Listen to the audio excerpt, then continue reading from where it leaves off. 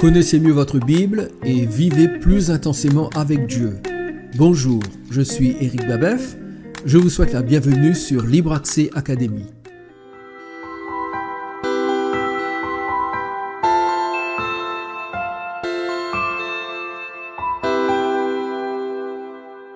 Il faisait beaucoup d'aumônes au peuple et priait Dieu continuellement. Vous savez que dans le judaïsme, il y a 3 façons de manifester sa dévotion. Notez la référence dans Matthieu chapitre 6, au verset 1er, Jésus dit « Lorsque vous pratiquez votre justice, faites ceci ». Et il donne les 3 actes qui constituent la pratique de la justice. Et ces 3 actes sont l'aumône, la prière et le jeûne. Donc Corneille était sérieux dans sa dévotion. Peut-être qu'il ne jeûnait pas, il n'en avait pas la possibilité à cause de ses responsabilités d'officier romain, mais il faisait les 2 premières choses. Il faisait beaucoup d'aumônes au peuple et il priait Dieu continuellement. Et il le priait à la manière des Juifs. Les Juifs priaient 3 fois par jour. 3e heure, 6e heure, 9e heure. Et justement, le verset 3 dit, vers la 9e heure, c'est-à-dire vers 3 heures de l'après-midi. Alors qu'il faisait sa prière, qui s'approchait de Dieu, rappelez-vous, approchez-vous de Dieu et il s'approchera de vous. Donc, vers la 9e heure, alors qu'il priait, il vit clairement dans une vision un ange qui entra chez lui et qui lui dit « Corneille ». Et si vous lisez le chapitre 10, Corneille donne des détails en disant « Il voit un être en habit lumineux qui rentre chez lui ». Et il est effrayé parce qu'il se trouve en présence d'un ange qui dit son nom, Corneille. Verset 4, les regards fixés sur lui et saisi d'effroi. Il répondit, « Salut, comment ça va ?» Non. Il répondit, « Qu'est-ce, Seigneur ?» Et l'ange lui dit, « Ta prière et tes aumônes sont montées devant Dieu. » Notez bien ceci. Sa prière et ses aumônes sont... Pourquoi sont-ils montés? Parce que Dieu est au ciel, en haut. Quand Jésus nous a enseigné la prière, il nous a dit de dire « Notre Père qui est au ciel ». Vous voyez que Dieu est au ciel, que je n'ai rien inventé. Donc tes aumônes et tes prières sont montées vers Dieu et il s'en est souvenu. L'ange dit à Corneille 2 choses. Je pourrais rester des heures sur ce sujet parce que je l'ai médité, mais je ne vais pas rester des heures. Je vais juste vous dire quelque chose de très important. L'ange dit 2 choses à Corneille. Premièrement, il lui dit, tes prières sont montées vers Dieu. J'aime cela. Vous aimeriez que vos prières montent vers Dieu? Je ne sais pas vous, mais moi, quelquefois, souvent même, j'ai vraiment eu l'impression que mes prières ne dépassaient pas le plafond de ma chambre. Donc, premièrement, tes prières sont montées vers Dieu. Deuxièmement, il s'en est souvenu. Il s'en est souvenu. Ça ne veut pas dire que Dieu a des pertes de mémoire. Mais ça veut dire que Dieu m'envoie pour te dire qu'il exauce ta prière. Magnifique, non? Prier et être exaucé. Et regardez l'exaucement de Dieu. Ça, c'est intéressant. Nous avons entendu des choses, là, entre le message de Roger sur l'appel et le message d'Éric ce matin sur « Est-ce que Dieu a besoin de nous ?» Alors, oui, réellement, Dieu n'a pas besoin de nous parce qu'il n'a besoin de rien, mais il nous fait le privilège de se servir de nous.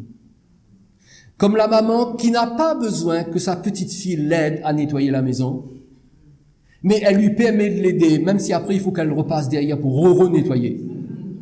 Vous comprenez ça? Donc Dieu nous fait la grâce de le servir. Et nous apprenons ici que Dieu parle aux hommes par les hommes.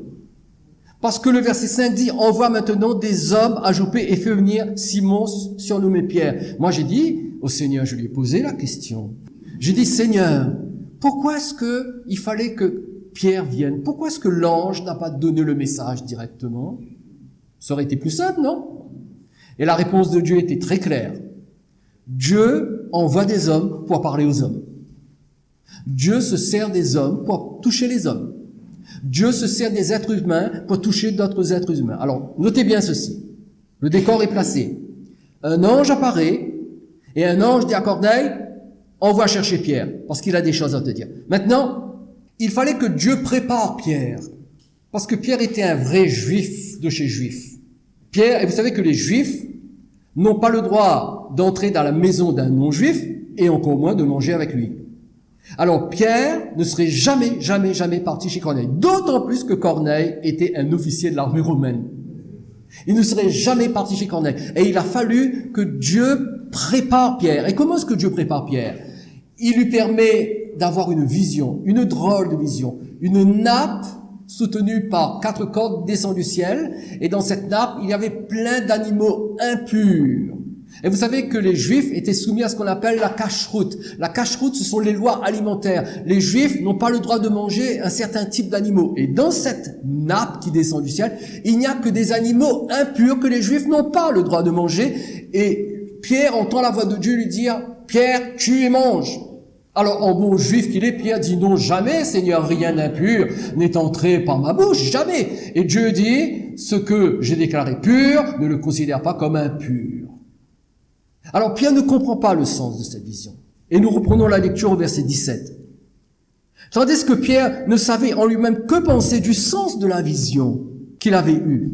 Et nous découvrons par la suite qu'en fait, Dieu voulait préparer Pierre pour qu'il ne refuse pas de se rendre chez Corneille en déclarant que Corneille était un païen impur parce que Dieu l'avait déclaré pur.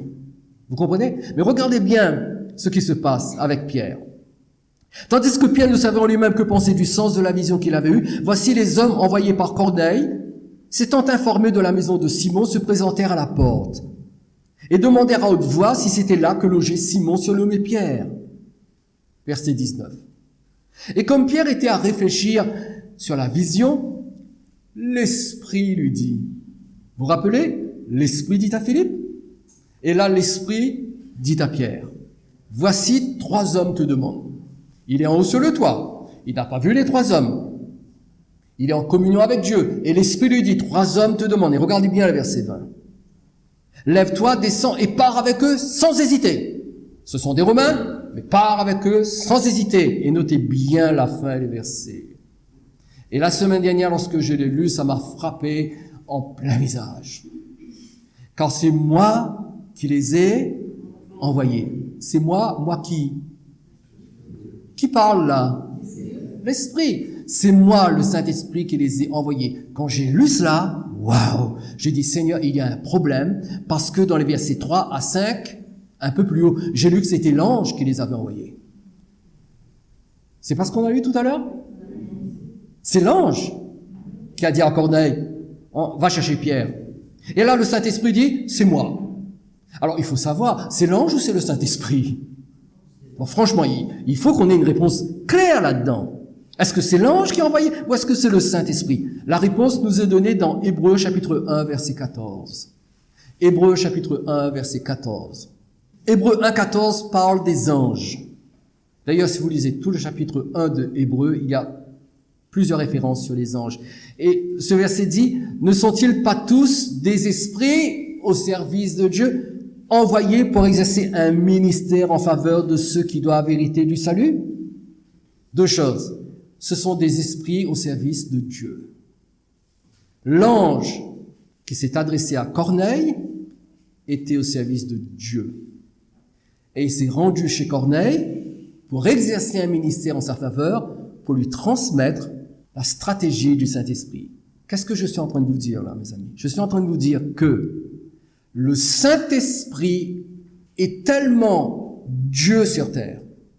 Il n'y a pas longtemps de cela, je parlais à l'Esprit et je lui disais, Saint-Esprit, qui es-tu? Qui es-tu, Saint-Esprit? Et sa voix a résonné dans mon cœur. Il m'a répondu, je suis El Shaddai.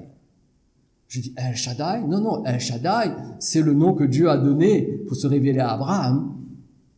Et sa voix s'est de nouveau fait entendre au plus profond de mon cœur. Il m'a dit, mais je suis Dieu. Je suis Dieu.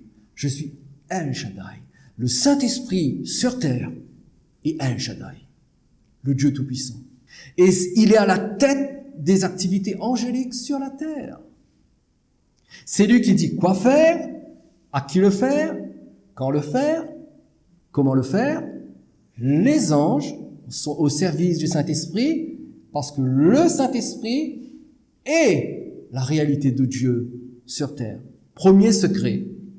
Si vous voulez vivre une plus grande intimité avec Dieu, vous devez comprendre le rôle du Saint-Esprit. Et je n'ai fait qu'effleurer le sujet cet après-midi. Méditez sur ces choses. Essayez de penser et de prier. Mais comprenez que sur cette terre, là, en ce moment, le Saint-Esprit est présent. Et que c'est lui qui gère les affaires du royaume au point même d'envoyer des anges. Je vous donne une deuxième vérité. Vous êtes d'accord? Un deuxième secret? Deuxième secret. Il y en a 3.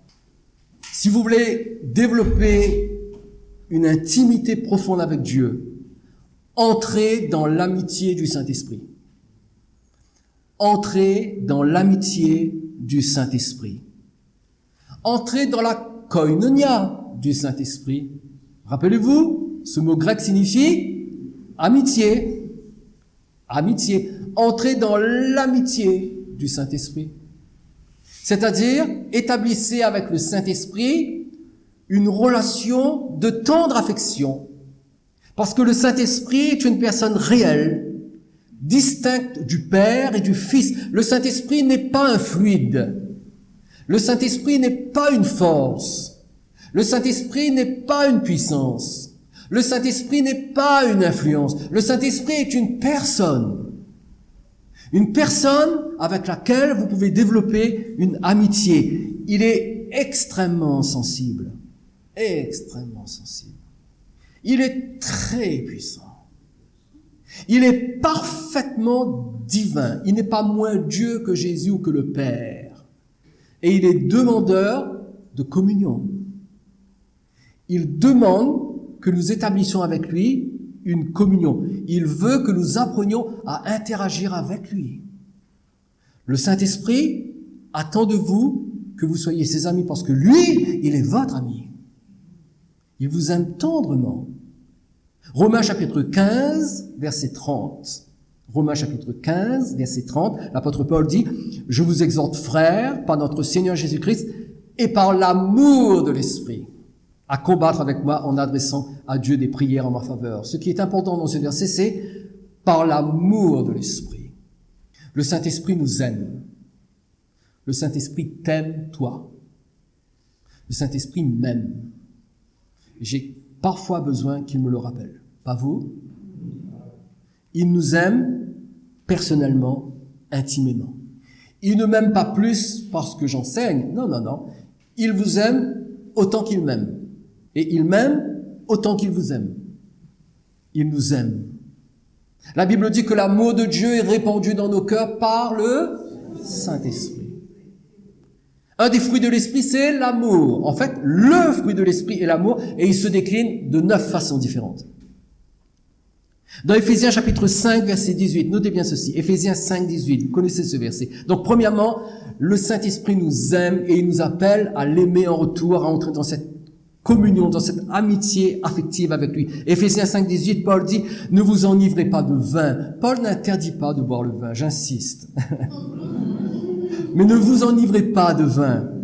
Pourquoi? Parce que c'est de la débauche. Soyez au contraire remplis de l'esprit. Le grec dit littéralement, soyez constamment en train d'être remplis de l'esprit. Qu'il n'y ait pas un moment dans votre vie où le Saint-Esprit ne vous remplit pas. Comment est-ce qu'on peut être rempli de l'esprit? Je vais vous donner une formule toute simple. Ce n'est pas une formule, mais bon, je vais vous dire comment faire pour être rempli du Saint-Esprit. Faites-lui de la place. Faites-lui de la place. C'est parce que quelquefois nous sommes trop pleins de nous-mêmes qui n'arrivent pas à nous remplir. Avez-vous déjà essayé de remplir quelque chose qui est déjà plein? Donc, soyez remplis de l'esprit, ça veut dire dépouillez-vous. Dépouillez-vous. Regardez votre ego en face et dépouillez-vous. Dépouillez-vous. Et laissez-le vous remplir. Laissez-le vous remplir. Pourquoi? Parce qu'il veut être votre ami. Philippiens chapitre 1, verset 19. Philippiens 1, 19. Paul dit, car je sais que cela tournera à mon salut. Et au moment où il écrit l'épître aux Philippiens, Paul est en prison. Il dit, mais que je sais que cela tournera à mon salut grâce à vos prières et à l'assistance du Saint-Esprit, l'assistance de l'Esprit de Jésus-Christ. Philippiens 1, 19. Cela tournera à mon salut grâce à vos prières et à l'assistance du Saint-Esprit. Le mot grec pour assistance signifie aide, mais ce mot signifie approvisionnement. Approvisionnement. Le Saint-Esprit est tellement votre ami qu'il veut approvisionner votre vie de ce dont vous avez besoin. Sylvain et moi, nous avons vécu dans différents domaines les manifestations de l'approvisionnement du Saint-Esprit d'une manière remarquable. Je pourrais vous donner des dizaines de témoignages de ce que nous avons vécu, mais il y en a un qui me vient à l'esprit qui est remarquable. Notre fils, Michael, était âgé d'à peine 1 an. Et Sylvain et moi, nous étions en train de commencer une église. Je n'avais pas de salaire. Nous étions logés par un chrétien. Nous n'avions pas d'argent. Et Sylvain ne m'avait rien dit. Rien dit. Elle ne voulait pas m'embêter parce que je faisais énormément de réunions. Je passais mon temps à prier pour les gens, à faire des réunions. Elle ne voulait pas me déranger avec cela. Et elle l'a pris sur elle, elle exerçait sa propre foi. Et un matin, elle s'est réveillée et elle s'est aperçue. Enfin, elle le savait déjà, mais bon, en ouvrant le frigidaire, ça vous éclate à la figure. Il n'y avait plus rien à manger. Plus rien, nada, nothing, rien, zéro calebasse.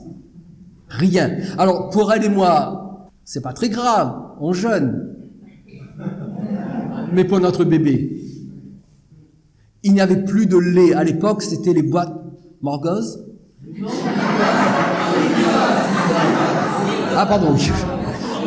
Gigoz. Je suis pas un expert de lait pour bébé. Je sais pas, ça existe toujours, ça? Peu importe. Il n'y avait plus, alors, notre fils, bon, Sylvain l'allaitait au biberon à son âge, il avait à peine 1 an. Il n'y avait plus de lait pour le bébé. Plus à manger pour nous, plus rien du tout, frigidaire, placard, vide. Plus de lait pour le bébé. Alors Sylvain a prié le matin, très tôt elle a prié, elle a dit, Seigneur, regarde, mon frigidaire est vide, ça c'est pas le plus grave, Seigneur, mais je n'ai même pas de lait pour mon enfant. Et elle a prié. Elle a prié. Écoutez bien ceci. 2 ou 3 heures après, quelqu'un cogne à la porte. Sylvain va ouvrir. Et là, à la porte, il y a une de nos sœurs chrétiennes. Alors, chez les évangéliques, on s'appelle frères et sœurs. D'accord? Bon. Chez vous aussi? Oh, excusez-moi, alors. Je ne savais pas que vous aviez évolué à ce point. Alors,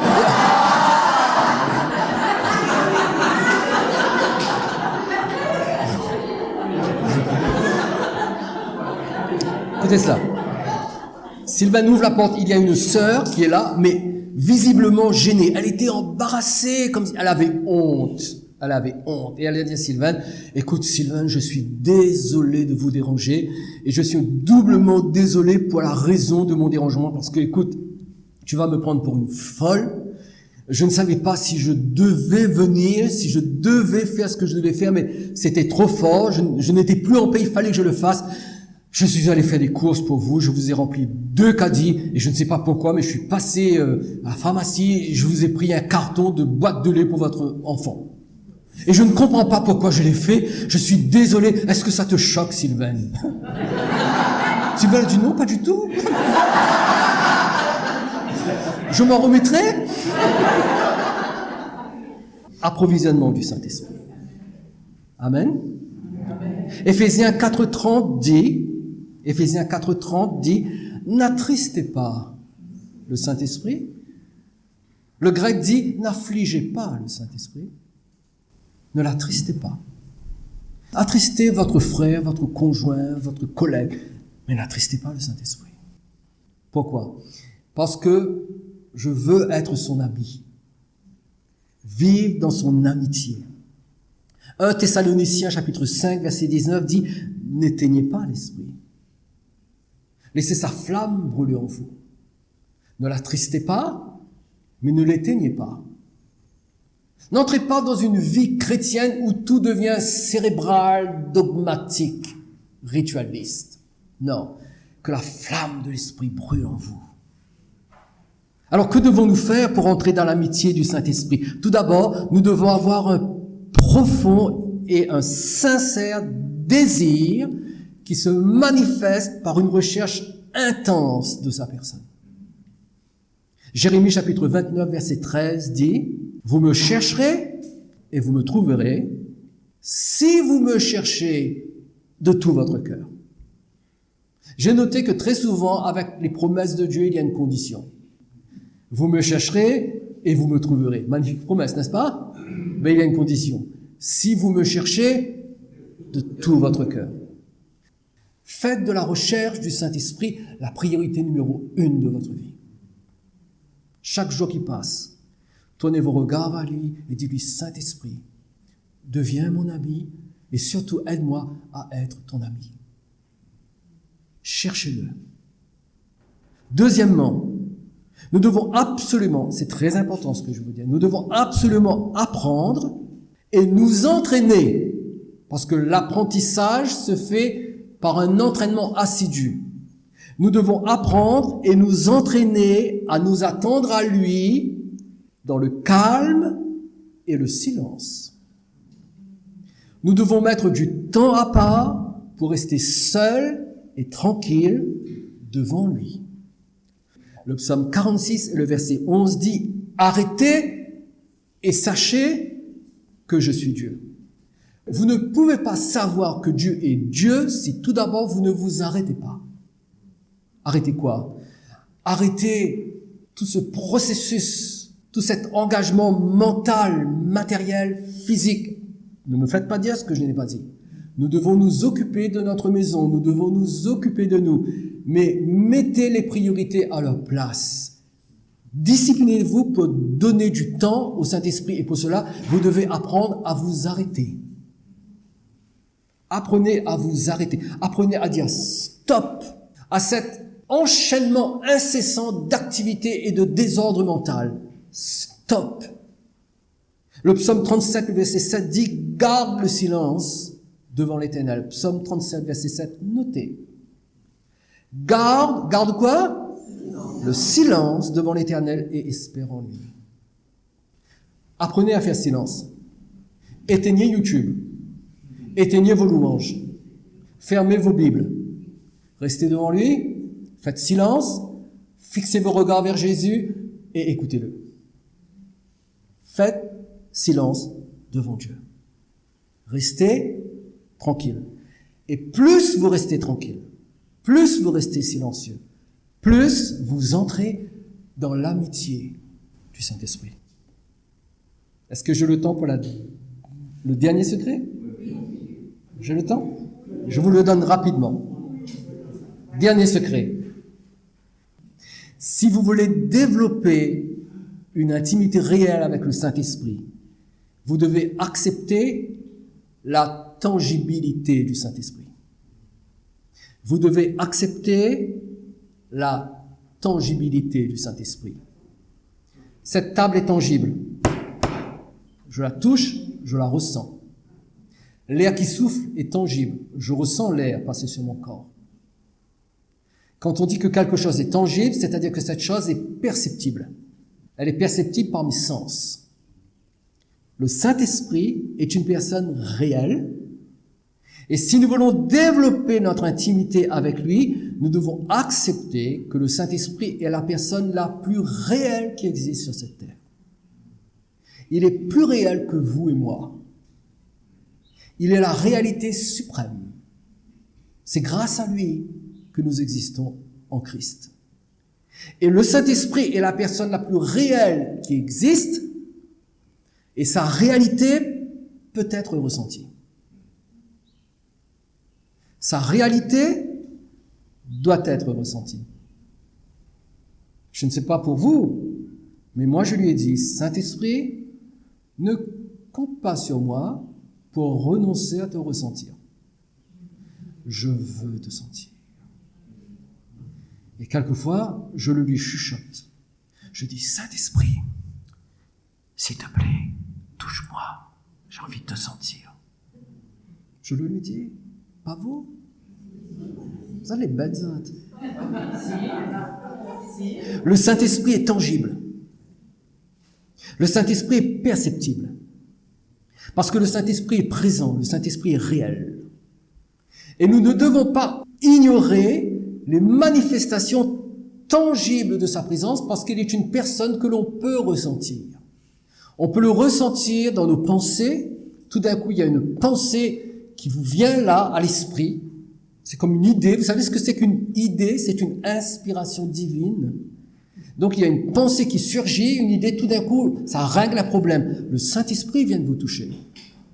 Quelquefois, vous ressentez une émotion. L'émotion peut être très positive, c'est une émotion de joie, de paix. Et quelquefois, c'est une émotion moins positive. Ça peut être une grande tristesse. Une grande tristesse. Paul parle de la tristesse de l'esprit. Quelquefois, vous pouvez tellement être unis au Saint-Esprit que vous ressentez la tristesse qu'il ressent dans son cœur. Lorsqu'il était à Athènes, la Bible dit que Paul a senti son esprit s'irriter. Pourquoi? Parce que c'était l'irritation du Saint-Esprit qui s'est communiquée à l'esprit de Paul. Le Saint-Esprit lui-même était irrité par cette ville remplie d'idoles. Donc on peut ressentir les émotions du Saint-Esprit avec notre intellect, avec notre pensée, avec nos émotions, nous pouvons ressentir le Saint-Esprit. Mais écoutez bien ceci. Avec notre corps, nous pouvons ressentir le Saint-Esprit. Parce que le Saint-Esprit est le Seigneur de notre corps, autant qu'il l'est de notre âme et de notre esprit. J'aimerais vous lire 3 passages, rapidement, juste pour que vous compreniez combien le Saint-Esprit est réel. Regardez Luc chapitre 6, verset 19. Il s'agit de Jésus. La Bible dit « Et toute la foule cherchait à le toucher parce qu'une force sortait de lui et les guérissait tous. » Qu'est-ce qui sortait de Jésus? Une force. Quelle force? L'onction de l'Esprit.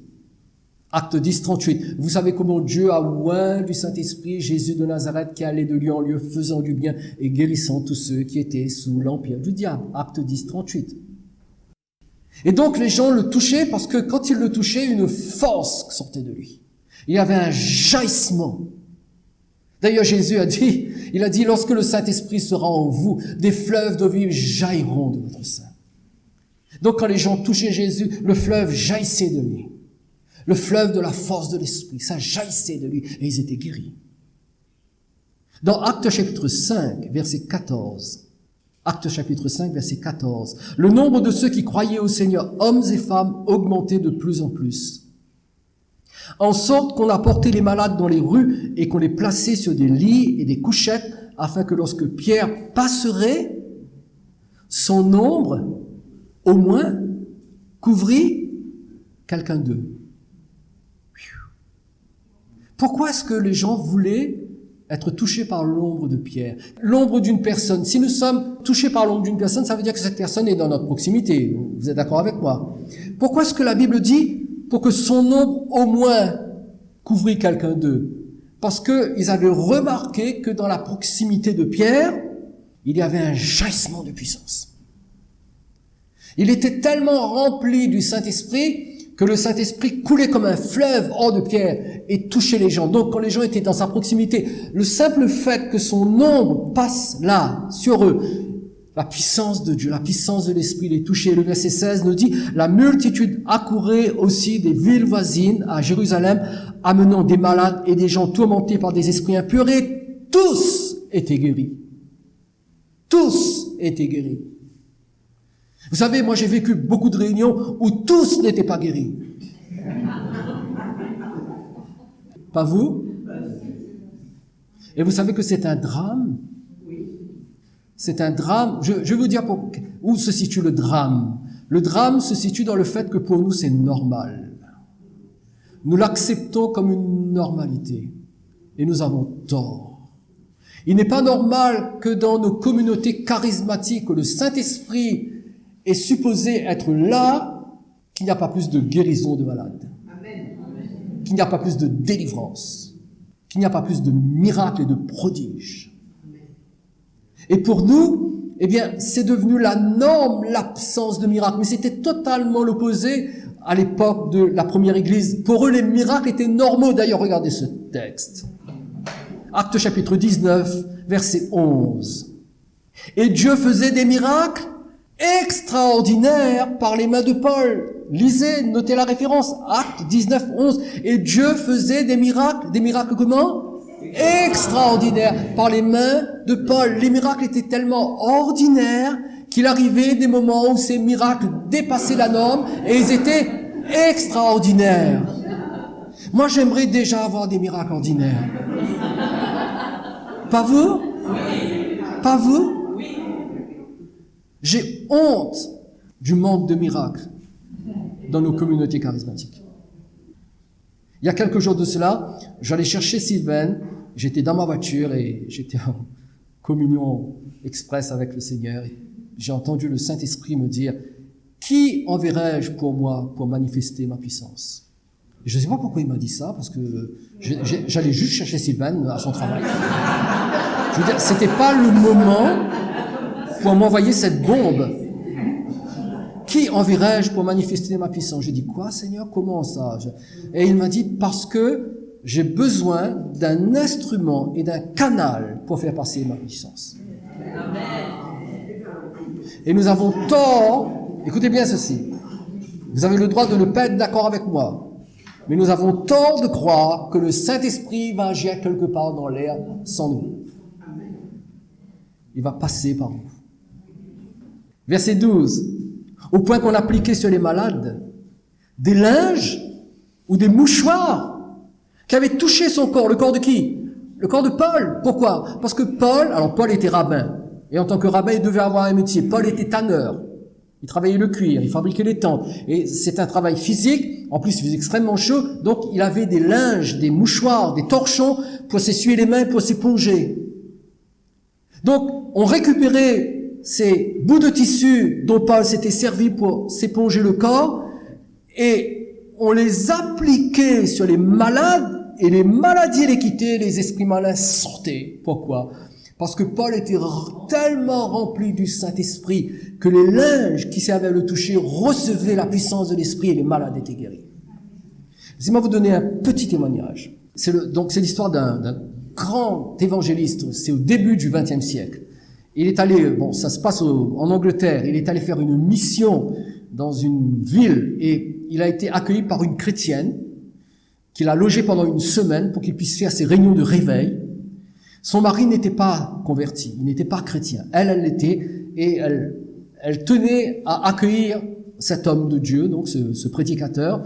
Il n'avait qu'une seule chambre à coucher et pour que l'homme de Dieu soit à l'aise, ils lui ont donné leur chambre à coucher. Enfin, plutôt elle, le mari n'était pas très d'accord, mais il a fini par accepter et ils ont couché, eux, dans la salle de séjour. Ils se sont arrangés et ils ont laissé leur chambre à cet homme de Dieu en question qui est resté chez eux pendant une semaine et qui allait faire des réunions de réveil tous les soirs. C'était à l'époque du réveil, du pentecôtisme mondial, si vous êtes au courant. Donc, effusion de l'esprit, miracle de guérison. Pendant une semaine, il est resté chez eux. Et à la fin de la mission, il devait rentrer chez lui. Et la femme a été insatisfaite. Et au moment de son départ, elle est partie le voir en disant, vous ne pouvez pas partir. Mon mari n'est toujours pas sauvé. Je vous ai fait venir chez moi pour que vous priez afin que mon mari soit sauvé. La semaine est finie, vous retournez chez vous, mon mari n'est toujours pas sauvé. Et lui, entrant dans la voiture, c'était un homme assez rude, il lui a dit, ne changez pas les draps. Ne changez pas les draps. Et il est parti. Elle était choquée, elle a dit, ne changez pas les draps. Ça veut dire quoi, ne changez pas les draps? Mais elle s'est dit, c'est un homme de Dieu. S'il m'a dit, ne changez pas les draps, je ne vais pas changer les draps. Et le soir, elle et son mari sont allés dormir dans leur lit, sur les draps. Ils ne les ont pas changés. Et au milieu de la nuit, elle est réveillée par son mari qui lui dit, aide-moi à prier, je veux que Jésus me sauve.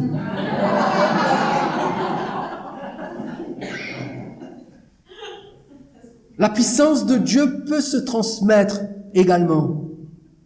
Elle peut se transmettre par des moyens différents. Dans les textes que nous avons lus, c'est l'ombre de Pierre et les mouchoirs de Paul. Ne me demandez pas de vous l'expliquer scientifiquement, c'est impossible. Nous sommes là dans les choses de Dieu. N'essayons pas d'expliquer l'inexplicable. Maintenant, ne nous mettons pas à organiser un ministère de mouchoirs. Restons simples. Mais comprenons que le Saint-Esprit est tangible. Et je terminerai avec ce dernier verset. 1 Chroniques, chapitre 16, verset 27. La majesté et la splendeur sont devant sa face. La force et la joie sont dans sa demeure.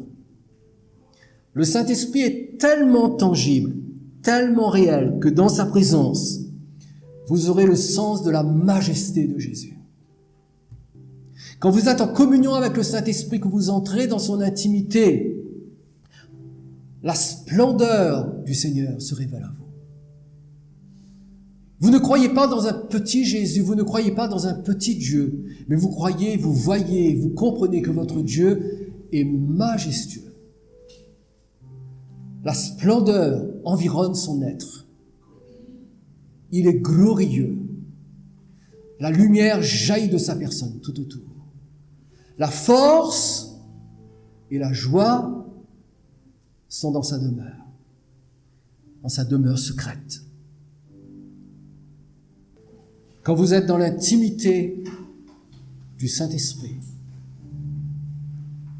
le Saint-Esprit commence à vous toucher avec une profondeur que vous n'aviez jamais connue auparavant.